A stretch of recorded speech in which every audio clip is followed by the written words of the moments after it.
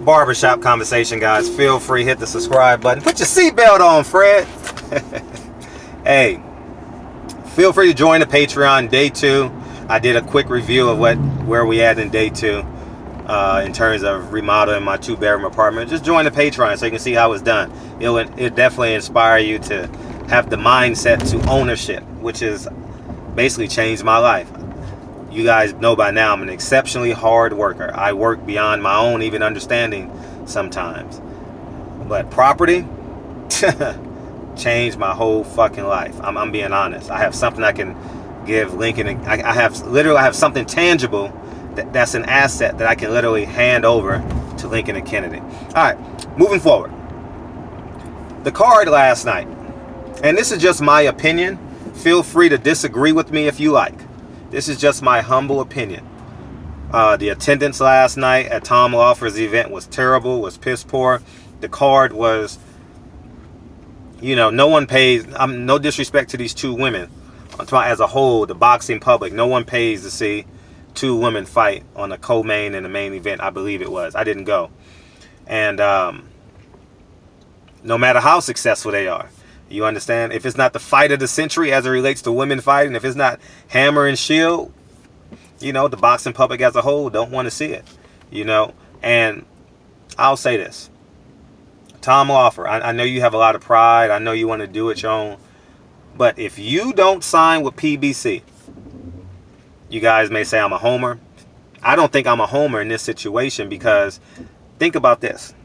If he goes to the zone, no audience. No one will see his fighters. He won't be able to build a star in America. 1. 2, if he goes to be ESPN, he's a secondary promoter. Right? 3, if he goes to PBC, he has a built-in audience.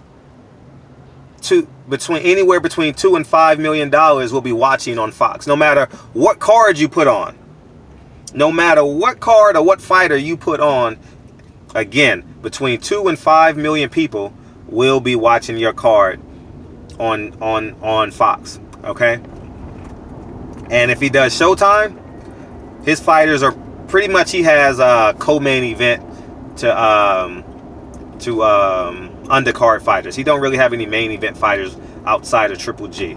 I don't think Chocolatito can headline in this current state of boxing right now. He would be an A+ level co-main event in my humble opinion. And he needs an anchor to propel him. Now, I've been real hard on Tom Loeffler because he allowed Golden Boy to manipulate him in terms of the contract, in terms of how it relates to what goes on in navigating Triple G's career. They lied and said that they was more interested in unifying the division, which was a lie because they didn't fight Billy Joe Saunders. But in my humble opinion, who turns down a Canelo fight to fight Billy Joe Saunders, right? So I can definitely understand, but I'm talking about just in terms of putting his name on this word. But Tom Loeffler, I know Abel Sanchez, one of y'all gonna watch this video.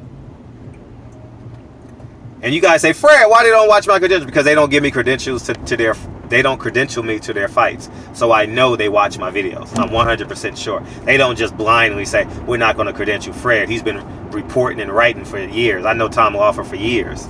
So I've been covering him since Klitschko, so for a long time. So anyways, moving forward.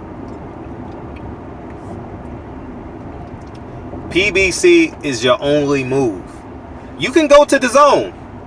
You will die a slow death. You can go to ESPN.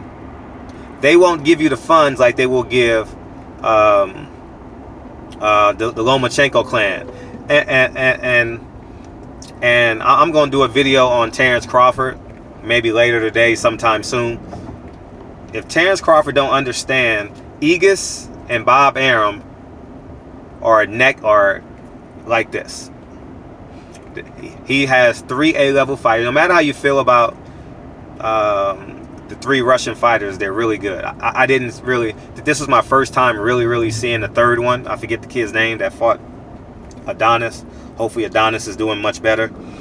Last I checked, he was stable condition. So with that being said, everyone will play second fiddle on Top Rank because that's where they will allocate their funds. Similar to HBO allocating all their funds to Triple G. So Tom Loeffler understands where I'm coming from. He understands the Chocolatito Triple G co-main event was really what HBO was leveraging themselves to and put all their funds behind. You know, I've covered a great deal of Triple G fights and Tom Loeffler events over the years, and he understands when a network has an agenda. So, and he's been a beneficiary of that in recent history. But now that is over, that 360 Promotions cannot. He has a bi-monthly event here. I've never covered it yet, but he has a bi-monthly event here at the Avalon, and it cannot sustain itself if he's not generating income at the top. You understand? I could see if he had like a homegrown talent, if he had like a guy that was born and raised in LA and grew up to be like a Shane Mosley type. He doesn't have that right now. He doesn't have that in his arsenal. But if he signs with PBC, he could potentially find that kid, because no one's looking out for Tom Loeffler right now. No one is like, hey, I want to sign with Tom Loeffler. You understand what I'm saying? No one. He has one horse in Triple G, and he has to leverage Triple G for the rest of his other fighters. You know, he has Ryan Buchit Martin, I believe. He has a few other fighters too. I don't know their names. I just know them. He needs eyes. He needs money. And Tom Loeffler is a rich man. I'm not saying he's not rich. I know everybody knows Tom Loeffler has a great deal of money. He's made a great deal of money in the sport of boxing and his outside ventures as well. But if he wants to sustain himself in boxing and not be a casualty to what's going on, to the realization of what's going on in boxing today, he will fail. And I know it may, him going to PBC may be the death of Triple G by the end of, or by the beginning of 2020, because he's gonna have to take a fight with the horse. But it will be the birth of something really, really special, because I think his cards are entertaining. Like the ambiance of his card, I've never gone to it, but I can tell. Like the ambiance of his cards is kind of sexy, kind of sleek, but they're not making any money. You know, they're not making enough money to sustain themselves for a long period of time. It takes a great deal of money to put on cards like that, because there are logistics that you have to pay for to put on cards. Now, you might be able to shortchange the B side of the card. Hey, come get this $1,000 to get knocked out, because you're dealing with working class people and fighters who do it on a part-time basis. So, but there are logistics that you have to have when you're putting on these cards, and that gets expensive. So, Tom Loeffler, listen to me.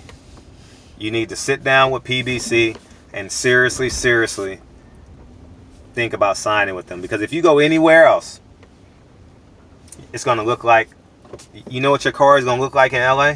Like it did last night. It was terrible. And it's going to be filled with unknowns. Imagine Chocolatito on a card with the Charlo brothers. Imagine that. Imagine that. You know how excited the Nicaraguans would be to, you know how excited Chocolatito will be to fight in front of at least 2 million people on TV and at least 10,000 people in the stands. So, Barbershop Conversations, man. Feel free to hit the subscribe button. Feel free to join my Patreon. Day 2, we're doing a hell of a job working. But if you guys have any questions about property and remodeling, I'm not an expert on how to do it hands-on, but I'm an expert on creating a plan to do it. You know, I don't know how to fix everything. That's why I be on this YouTube shit heavy and hey, how do I fix shit? I go straight to YouTube when I'm around the house. You know what I mean? I make everyone believe I know how to do things, but I just go to how to install such and such, and I go to YouTube and it teaches me, and in 10 minutes I'm at Home Depot getting the supplies, coming home and fixing it. So that's basically it. So Barbershop Conversations, man. Feel free to hit the subscribe button. Again, I want to thank everyone for coming out to the breakfast. Again, Dallas, You're on the clock. Black Fight Fan, you're on the clock. We got to do something. I think Carl Burrell is in Houston or a couple hours out. We got to do something for the fans in Dallas.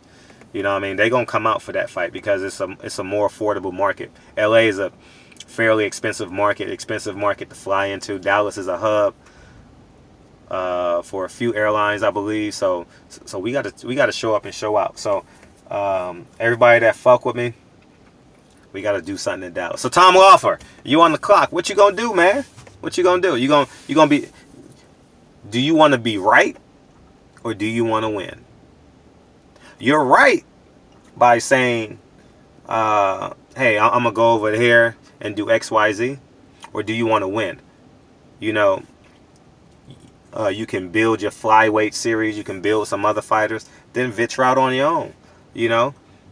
See, but here's the trick is you can do PBC and you can do other networks. But I know contractually they'll lock you in because there's no way in hell I would build something then to let you go somewhere else from a promoter standpoint. But that may not be true because Lou DiBella works on both ends. You understand what I'm saying? So Barbershop Conversations.